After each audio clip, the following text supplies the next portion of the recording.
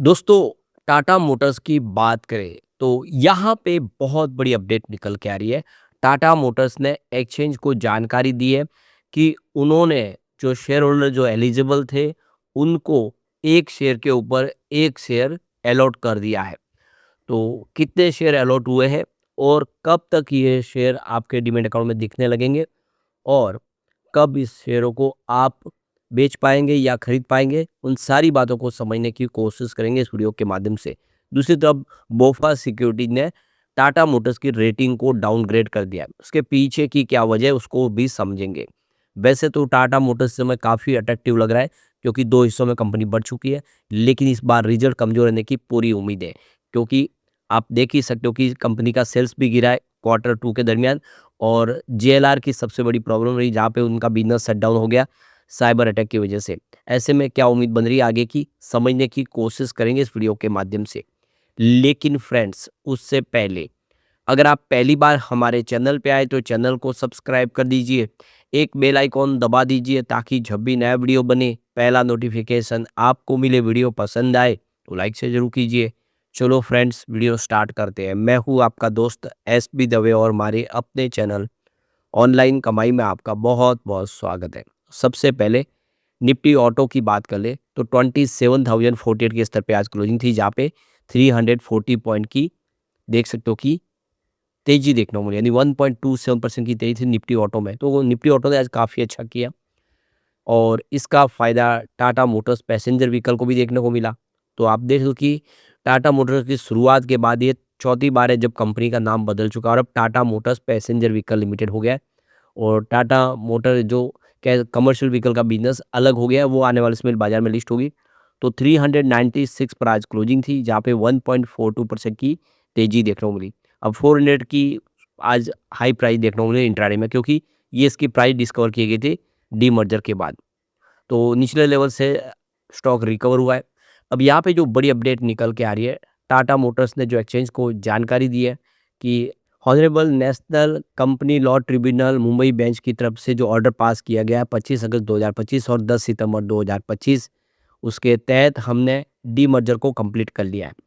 तो हमारा जो बिजनेस है वो टीएमएलसीवी वो अलग हो चुका है और 15 अक्टूबर 2025 को हमने अपने शेयर होल्डर को शेयर अलॉट करने का फैसला किया। तो यहाँ पे करीब 368 करोड़ 23,31,373 इक्विटी शेयर जारी कर दिए उन एलिजिबल शेयर होल्डर को जिनके पास देखे 14 अक्टूबर 2025 जो इसकी रिकॉर्ड डेट थी उस समय उनके डीमेट अकाउंट में थे। तो हर शेयर की जिसकी फेस वैल्यू 2 रुपीज़ है, यह एक के ऊपर एक शेयर इनको अलॉट करेंगे। जिनके पास एक शेयर है पहले से पैसेंजर व्हीकल बिजनेस का, उनको अब कमर्शियल व्हीकल का बिजनेस है, एक शेयर अलॉट किया है कंपनी की तरफ से।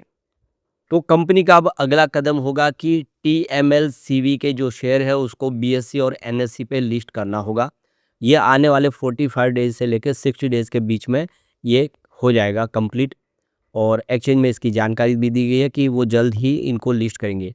और जब लिस्टिंग होंगे तो आपके पास जो शेयर अलग से कंपनी के आएंगे टीएमएलसीवी के, वो आप उसको ट्रेड कर पाएंगे, उसको ले या बेच पाएंगे। तो टाटा मोटर्स पैसेंजर व्हीकल का बिजनेस है जिसमें इलेक्ट्रिक व्हीकल भी शामिल है और जैगुआर लैंड रोवर का बिजनेस भी है। इसकी जो इस समय वैल्यू है टोटल 1.45 लाख करोड़ के आसपास रखी गई है और कमर्शियल व्हीकल बिजनेस की जो भी वैल्यूशन होगी वो आने वाले इसमें पता चलेगी जब बाजार में कंपनी लिस्ट हो जाएगी। तो 14 अक्टूबर को डीमर्जर की प्राइस पे यह देख सकते हो कि बाजार में लिस्ट हुआ 400 रुपीज़ की प्राइस से। तो प्राइस जो डिस्कवर हुई है वो 400 रुपीज़ के टाटा मोटर का जो पैसेंजर व्हीकल का बिजनेस है और जो डीमर्जर से पहले क्लोजिंग प्राइस थी वो 660 रुपीज़ के आसपास थी। तो इसका मतलब ये हुआ कि जो टीएमएलसीवी बिजनेस की इस समय जो मार्केट वैल्यू है शेयर की वो 260.75 रुपीज़ पर शेयर के हिसाब से, क्योंकि 660 में 400 रुपये के शेयर में अगर टाटा मोटर का पैसेंजर व्हीकल बिजनेस अगर लिस्ट हुआ है तो बाकी का जो बचा 260 रुपये की वैल्यू बनती है जो कमर्शियल व्हीकल के बिजनेस की। तो यहाँ पे इस डीमर्जर को लेकर प्रशांत ताप से जो सीनियर रिसर्च एनालिस्ट है मेहता इक्विटीज का, उनका कहना है कि टाटा मोटर्स का जो डीमर्जर है यह कंपनी के लिए तो फायदेमंद है ही, लेकिन शेयर होल्डर को भी इससे बड़ा बेनिफिट होगा कि दोनों कंपनियों में उनको निवेश का मौका मिल जाएगा। एक ही रकम उन्होंने खर्च की है लेकिन दोनों कंपनियों में वो हिस्सेदार बने। दोनों कंपनी अपने हिसाब से अब नई रणनीति से आगे बढ़ पाएगी, अपने बिजनेस का विस्तार कर पाएगी, तो शेयर की प्राइस में भी डेफिनेटली वृद्धि होगी जिसका फायदा शेयर होल्डर को होगा। लेकिन इसके बीच में एक थोड़ी-सी निराशाजनक खबर निकल कर आई और वो है बोफास सिक्योरिटीज़ की तरफ से। तो बोफास सिक्योरिटीज़ ने यहाँ पे इसकी रेटिंग को डाउनग्रेड किया है। ब्रोकरेज फर्म ने कहा है कि पैसेंजर व्हीकल बिज़नेस के तहत आने वाली जगुआर लैंड रोवर के बिज़नेस फंडामेंटल वर्तमान में बहुत टफ है। इसका शेयर दबाव में रहेगा। जेएलआर की बैलेंस शीट में एक बार फिर कर्ज का बोझ दिख सकता है। बोफा सिक्योरिटीज़ का ये भी कहना है कि अमेरिकी टैरिफ से जुड़ी चिंता, यूरोपीय संघ और चीन में मंदी, जेएलआर को फिर से अपने गाइडेंस में कटौती करने के लिए प्रेरित कर सकती है। जेएलआर ने मार्च 2025 के तिमाही के अंत में घोषणा की थी, वह पूरी तरह से डेट फ्री वेंचर्स बन चुकी है। टाटा मोटर्स के भारत में पैसेंजर व्हीकल बिजनेस को लेकर बोफा का कहना है कि मार्जिन में सुधार की ज़रूरत है। मार्केट शेयर के मोर्चे पर ये अच्छा परफॉर्म कर रहा है। तो टाटा मोटर्स में प्रमोटर के पास इस समय 42.57% के आसपास की हिस्सेदारी है। आज 16 अक्टूबर को देख सकते हो कि मार्केट में तेजी बनी और 2.4% की तेजी के साथ 400 तक पहुंचा स्टॉक। कंपनी का मार्केट कैप 1.46 लाख करोड़ रुपए के आसपास है। शेयर में एक साल में 29% की और 2 सप्ताह में 10% की गिरावट भी हुई है। तो फिलहाल इसकी जो फेयर वैल्यू 400 रुपीज़ के आसपास है और कमर्शियल व्हीकल बिजनेस की जो लिस्टिंग है वो नवंबर में हो सकती है और उसके लिए प्राइस डिस्कवर करने के लिए अलग से सेशन आयोजित किया जाएगा जिसमें उसकी प्राइस डिस्कवर होगी। अब यहाँ पे सितंबर मंथ में देख सकते हो कि म्यूचुअल फंड ने काफ़ी सारी बिकवाली भी की है। तो करीब 118 म्यूचुअल फंड ने फ्रेश इन्वेस्टमेंट किया है टाटा मोटर्स में। तो काफ़ी सारा निवेश तो हुआ है, लेकिन सामने 128 म्यूचुअल फंड ऐसे भी थे जिन्होंने एग्जिट ले लिया, उन्होंने बिकवाली की है टाटा मोटर्स में। तो ये पलड़ा जो भारी है वो बिकवाली की तरफ है। तो दबाव की स्थिति बनी, डीमर्जर के पहले म्यूचुअल फंड ने यहाँ पे अपनी होल्डिंग को ट्रिम कर लिया, लेकिन जैसे कि माहौल बना हुआ है आने वाले समय टाटा मोटर बेहतर कर सकता है। तो वो कौन से म्यूचुअल फंड है जिनकी 3 डिजिट में होल्डिंग है, उन्हीं को हम डिस्कस करेंगे। तो एसबीआई कॉन्ट्रा फंड ने 843 करोड़ का एयूम किया है। ICICI Prudential Multi Asset Fund ने 620 करोड़ का एयूम किया है। इन्वेस्को इंडिया आर्बिट्रेज फंड ने 187 करोड़ का एयूम किया है।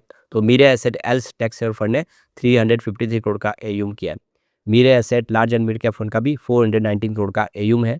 तो ICICI Prudential equity saving fund ने 328 करोड़ का एयूम किया है।